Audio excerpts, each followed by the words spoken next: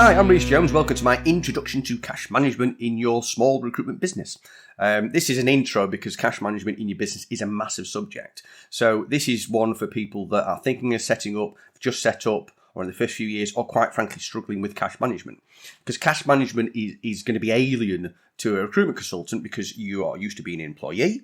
And when you get your money, then it's net of tax. When you set up a business, you've got 4 taxes. You've got PAYE, corporation tax, personal tax, and VAT. And what makes it great, they all come at different times, so you can't budget that well. And also what makes it even harder when in your first 2 years of business is your first corporation tax bill and first personal tax bill may not come for 12 months, 18 months, or even 2 years. It depends when you set up the business. But when you do get the bill with a personal tax bill, you pay your personal tax bill on what you've earned, but also you have to pay some up front for the following year. So you can end up with a massive bill. So it is a big challenge. So when I speak to small businesses and mostly people that want to set up, because that's obviously what I do for a living, they say, how do you manage cash? You know, how much money should you have in the bank? How much should you save? And the problem is you've got that ongoing challenge as a business builder, because as a business builder, you use your money to make money. That's the whole point. So if you look at a recruitment consultant, you're hiring somebody doing 150 grand a year. Of the 150 grand, you pay them 50. And then you've got 50, that's about a third of it, that pays your operational costs. So that's, say, the office costs, the desk, the phone, and then the people that don't bill. Then you get 50 grand profit. So there you go, you're making your profit.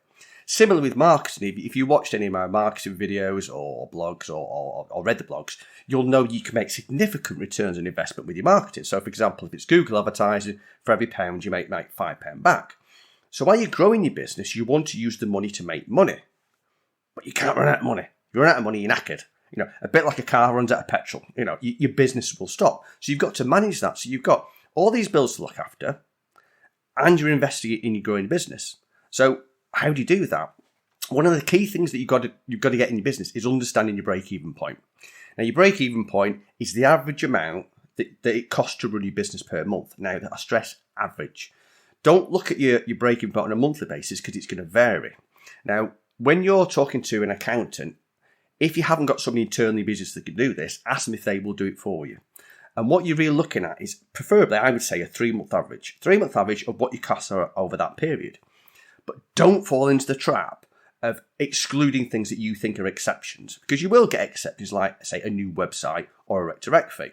The problem is you're always going to get exceptions. So if you ignore the exceptions, you're kidding yourself. So the way I would suggest it is when you look at your exceptions, say, for example, a rec-to-rec fee, and you forecast over the next 12 months, you're going to take 2 people from rec-to-rec, and to make it easy, 6 grand per rec-to-rec fee, so that's £12,000. So annualise it, and it's £1,000 a month. So if you've got annual bills, then just divide it by the 12 and put it annually. If it's quarterly, divide by 3. So that helps you. But also, like I said, don't ignore the ones that you think won't happen again, or, you know, I can't think of it off my head, but, you know, you will get the odd ones you just think, oh, that's a freak one. Like, for example, I don't know, you're buying a load of desks for the office, and you think, well, those desks are going to last me for a lifetime. Okay, but those things, you know, they do come up, so you can't ignore it. You've got to know your break-even point. Because if you don't know your break-even point, how can you decide how much money you've got in your bank account to cover if you have a bad period? But also, if you don't know your break-even point, how do you know when you're making profit? And that's what it's all about, is making profit. So you've got to understand your break-even point. So how do you manage your cash on a day-to-day basis? Well, the vast majority of recruitment companies will work on a negotiated rate basis. So say your fee is 25% of your terms and you negotiate down to 20%. Get all your staff and do it yourself. When you agree that rate, say to the hiring manager, this is on the basis that you pay within terms. Now, within your terms, it'd be 14 days or 28 days. Now, your hiring manager, he or she, will probably agree to that. The vast majority you do, because it's not down to them. Their cash management, they're interested in hiring that person to work in their department.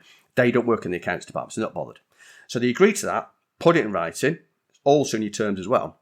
But when you send your invoice, make it loud and proud on your invoice. So what you might even do is have the invoice amount and put discounted rate, and underneath it, put the rate that it would be at full terms, and you say discounted rate on proviso it's paid within terms of 14 days.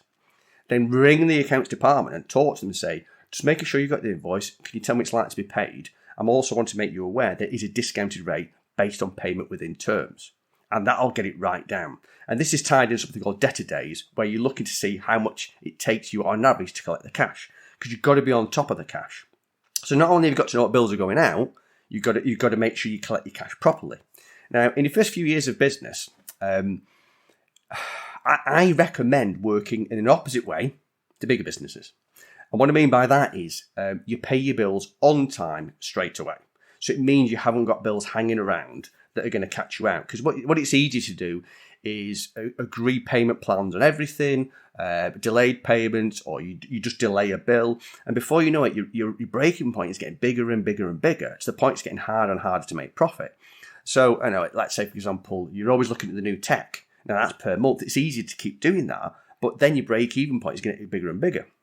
So going back to paying on time, I have found through experience that as a small business, it's important that you have suppliers to your business that you try and have a partnership relationship with. You don't necessarily get it with bigger companies, but smaller companies, like, say, digital marketing companies, for argument's sake. If you agree to pay them on time or even early or even up front, you usually get a very good discount. Now, one thing I did, it was when I negotiated a lease on our premises, quite a big premises. It was a 3-year lease. So I said to the landlord, I will pay you upfront every year, but I want a discount. He said, well, that's fine, because he doesn't want me to do a runner. I managed to get a 30% discount from paying upfront, which is absolutely ridiculous. Because if you think, if I'd borrowed the money from the bank to pay him, that wouldn't have cost me 30%, but I got a massive discount. And so I think it helps to pay your suppliers on time and keep on top of your bills. Now, going back to your 3 bills, you've got your VAT, your corporation tax, PAYE, your personal tax. There's one bill you've got to be dead careful of, VAT. Now, VAT is basically you're collecting cash on behalf of the government. It's their money.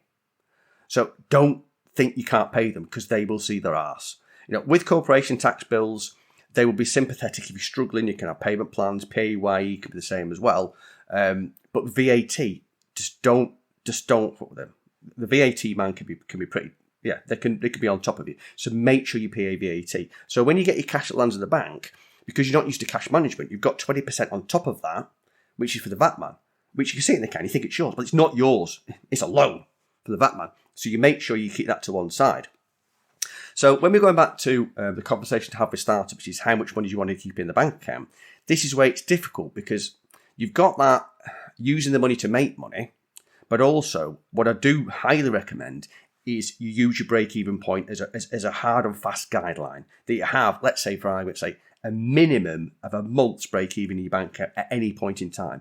So if you have a really shit month, you've got money in the account. You might want to have 2 months of the bank account. You might want to have 3 months of the bank account. That depends on your risk profile, how aggressive your plan is, and if you've got a sympathetic partner investor. Like, for example, Davidson Gray, if their business is going through some massive expansion, we're there to help you out with cash. That's what we'll do. So if you've got something that can help you, that's fine. But just be careful. Don't get too carried away. You've got to be sensible with your money. You've got the natural tendency of recruiters is to be ambitious, because that's what makes you good. But you can be over ambitious in your growth with your spend. Now, your growth plan can be really ambitious. That's great. But you've always got to make sure that your cash management is sensible and it's safe. And this is where I would say that, one of your first hires within your business, so your first support hires or your admin hires, whatever it might be, try and get somebody who is good with cash, somebody who is good with numbers, somebody who maybe understands it a bit, somebody who can work with that. Because you've got so many things to run in your business. You've got vacancies coming in, you've got candidates coming in, you're trying to attract staff to work for you, you're managing the staff that work for you, you might even still be billing. So all these things, you've got to manage the marketing as well. So when it comes to the cash management and managing the accounts, that's a detailed thing.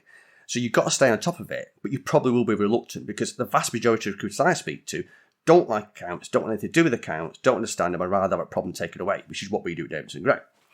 But if you hire somebody in your business that can do that, they can stay on top of your account. And that's where they can stay on top of the break even. If it changes, you need to know. But also, it's managing your bills month to month, because you will get some of the bills that will grow. Let's say job adverts, it might be LinkedIn license, whatever it might be. So some of it, you've got to keep on top of where something's gone wrong, where there's a massive overspend somewhere. It might be that, I don't know, there's somebody that's gone crazy on LinkedIn adverts or on job boards, or whatever it might be. So there's one thing that I recommend that you do when you've got that support staff, is something called a budget and variance analysis. What you do is you look over, there's a 3 months break-even point, and you look at what you spend on average for each thing, and especially the annualised stuff, so you can see, okay, what your average is. Now, when your admin person does the report, they can compare against what the average should be, what it was for that month. Now, if anything sticks out, they look into it. So if anything's dropped massively, look into it. Anything that's gone up massively, definitely look into it and see the reason for it. So they can spot the problem immediately. They can address it straight away. Because if you're not on top of your numbers, of which you've got so much else to consider at the same time, then it's easy. Stuff can start slipping through. Overspend can start slipping through. So you've got to keep on top of that. Especially, I look at new tech, because there's always new tech out there that can help you with the recruitment business, which I definitely advocate you having in your business, but not doing the whole, we'll get that pace one placement, because you can get carried away with it. And also you can get to the point where your break-even point becomes that high, you can't make profit. But if you've got somebody in the business that's looking at your budget and variance analysis, you can see if anything sticks out that's odd, so you can address it straight away. So the whole cash management situation of a business in the first few years, it is complicated and it can be confusing and it can be worrying. But one of the big benefits of setting up your own recruitment company is it's not necessarily a big cash drain. You don't have to buy products. You haven't got warehouses. You haven't got the spend that most businesses have, because your biggest spend within your business is yourself. Obviously, you're paying yourself and your staff. That's the only thing that's the biggest thing. It is actually paying your staff.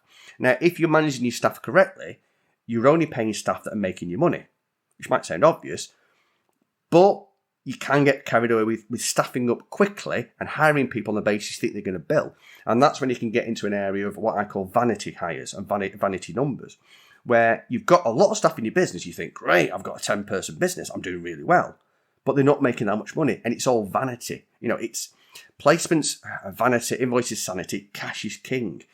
Don't get too caught up with hiring too quickly because you're making cash, because with a recruitment business, you shouldn't really get into cash problems, because if you look at, like, say, an average biller, let's say 150 grand, 200 grand, there's a lot of profit in that. If you set up your own recruitment business, you should be a good biller, so there should be a lot of profit in that. So there shouldn't really be that much of an issue. The biggest costs are always paying people. If people aren't billing that much, you're not paying them lots of commission, so it shouldn't be an issue.